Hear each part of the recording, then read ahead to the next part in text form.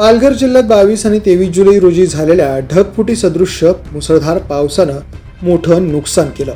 डहाणू आणि तलासरी तालुक्यात अतिवृष्टीमुळे डहाणू ते बोर्डी दरम्यान तब्बल 160 मीटरचा रस्ता वाहून गेला. त्यामुळे बोर्डी, चिखला, नरपड मार्गे डहाणूकडे जाणारी वाहतूक पूर्णपणे ठप्प झाली होती. तलासरीत तब्बल 560 मिलीमीटर तर डहाणूत 250 मिलीमीटरपेक्षा अधिक पावसाची नोंद झाली.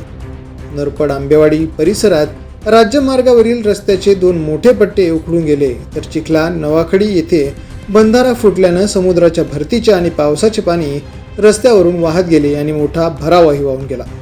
या गंभीर परिस्थितीनंतर जिल्हाधिकारी डॉक्टर इंदुराणी जाखड यांनी तातडीनं वरिष्ठ स्तरावर पाठपुरावा करून दुरुस्तीच्या कामाला मंजुरी मिळवली. सार्वजनिक बांधकाम विभागानं युद्ध पातळीवर काम सुरू करत अवघ्या 3 दिवसात रस्ता पुन्हा वाहतुकीसाठी खुला केला.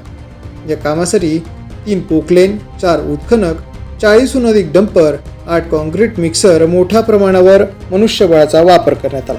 वाहून गेलेल्या ठिकाणी डांबर आणि खडीचा भराव टाकण्यात आला. तसेच पाण्याचा निचरा सुरळीत व्हावा यासाठी 12 मीटर रुंदीची आणि 1200 मिलीमीटर व्यासाच्या 6 रांगांमध्ये पाईप टाकून मोरी उभारण्यात आली. अवघ्या काही दिवसांत प्रशासन आणि सार्वजनिक बांधकाम विभागाने केलेल्या या जलद कामगिरीमुळे डहाणू बोर्डी मार्गावरील वाहतूक पुन्हा सुरळीत झाली असून स्थानिक नागरिकांनीही समाधान व्यक्त केलं आहे. द पोलीस न्यूजसाठी अशरफ खान, डहाणू.